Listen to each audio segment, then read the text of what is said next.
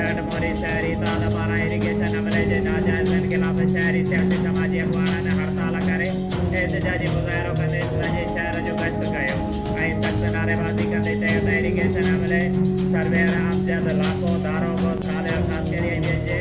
ज़ुल्म ऐं ज़्यादतियुनि खिलाफ़ हिकु एहतजाजी रैली अठहठ मोरी शहरी इतिहाद जे सदर बरकत अली नायब सदर मौलाना रज़ा मोहम्मद मेघल उस्ताद लियाकत अली बिरोही मुबारक चांडियो अब्दुल्ला रजब अली रिंद गुलशेर चांडियो कादिर बख्श बिरोही मजनू सोलंगी जी अॻुवाणीअ में कढी वई जेको शहर जो गश्त करण खां पोइ मेन चौक ते शहरनि ऐं दुकानदारनि धरणो हयो एहतजाज कयो उन मौक़े ते अली गुल बिरोही अब्दुल रहमान गोड़चाणी सेठ अरबाब अली बिरोही अमीर चांडियो ऐं ॿियनि तकरीब कंदे चयो त अठहठ मोरी शहर इरिगेशन अमले जे नाजाइज़नि जा तमामु वधी वियो आहे उन्हनि शहरनि जो जीअण जंजाल करे छॾियो आहे रेड़ा हलाईंदड़ छपरनि हेठां रोज़गार कंदड़नि खे रिश्वत लाइ तंग कयो पियो वञे उन्हनि चित्रादी ते चयो त इरिगेशन जे करप्ट अमले अमजद लाखो दारोगो सालिह ख़ासकलीअ खे हिकु हफ़्ते अंदरि हटाए उन्हनि खिलाफ़ कानूनी कार्रवाई कई वञे न त ॿी सूरत में एहतजाज जो दाइरो वधायो वेंदो शहरी इतिहाद ठठमोरी पारां अॼु ठठमोरी में शदद हड़ताल एॾी वॾी अज़ीम शान एहतजाज रैली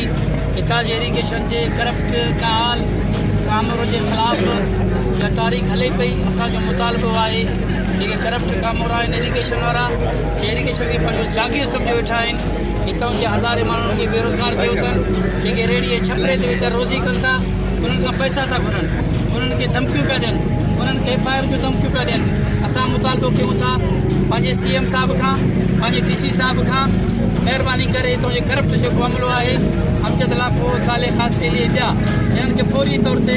सस्पेंड कयो वञे या ईमानदार ऑफिसर मुक़ररु कया वञनि ॿी सूरत में असांजी जेका तहरीक आहे उहो हलंदो रहंदो नामशाह प्रेस क्लब जे साम्हूं असां धरणो वेंदासीं हिन जे ख़िलाफ़ कानूनी कार्रवाई कई वञे हिन जे ख़िलाफ़ तहक़ीक़ात कई वञे जेके लखपति खां लखपति बणिजी विया आहिनि असां मुतालबो कयूं था हितां जे ग़रीबनि मिसकीननि खे छपरे वारनि खे रेड़ी वारनि खे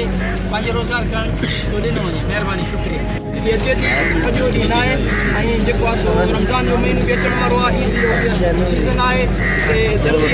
सभु रोज़गार वारा सभु परेशान आहिनि ऐं इन्हनि खे जेको आहे हिननि जे ख़िलाफ़ कार्रवाई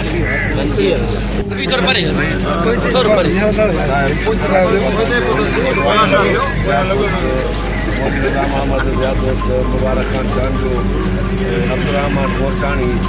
भाईजानी असांजो एहतजाज इन बारे में आहे जेको अठहठ मोरी सां जेको ज़ुल्म थियो आहे कंहिं सिंध जे टुकड़े में अहिड़ो ज़ुल्म न थियो आहे जेको थियो आहे ज़ुल्म अठहठ मोरी कम से कम 300-400 फुट ते किराया इरिगेशन जो जा अहिड़ा इरिगेशन किथे किथे पिया उते केरु हथु नथो लाहे पर इहा करप्ट टोलो के पैसा न मिलियो आहे त उनजे करे ई ज़ुल्म कया अथनि ख़ासकरी अमजद लाखो इन्हनि सां गॾु ॿिया बि आहिनि जेके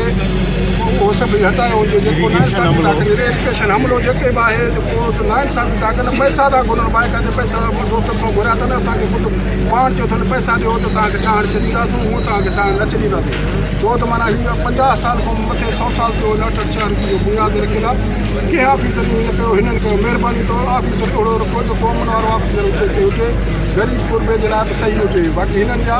रहण में असांखे फ़ाइदो न आहे शहर खे नुक़सानु आहे असां हिननि जे रहण में असां असां जारी महिरबानी कोड ऑफ पाकिस्तान जे हुकुम मूजिब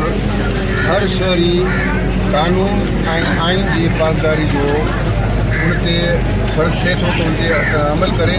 असां अठहठ मोरी शहर जा माण्हू पुरमुन आहियूं पुरमुन शहरी आहियूं हितां जा माण्हू पढ़ियल लिखियल सम्झियल आहिनि आइन खे सम्झनि था उन ते अमल कीअं कजे लेकिन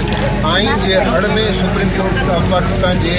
हुकुम जे इनहराफ़ी कंदे हितां जो अमलो इरिगेशन वारो जेका नाजाइज़ी हिन शहर सां कई आहे शहर खे बर्बादु कयो आहे हालांकि असांजे इर्द गिर्द ॿिया बि शहर आहिनि वसी वाहण आहिनि उन्हनि खे कुझु बि कोन कयो असां उन्हनि जे बि फेवर में ईअं न को असां उनजा दुश्मन आहियूं बल्कि जेको उसूल आहे उन मुताबिक़ उन उसूल जो असां ते बि उहो ई आयत कयो वञे जेको ॿिए पासे आहे पूरे शहर खे बर्बादु कयो वियो आहे। माण्हू बर्बाद आहिनि, माण्हुनि जी रोज़ी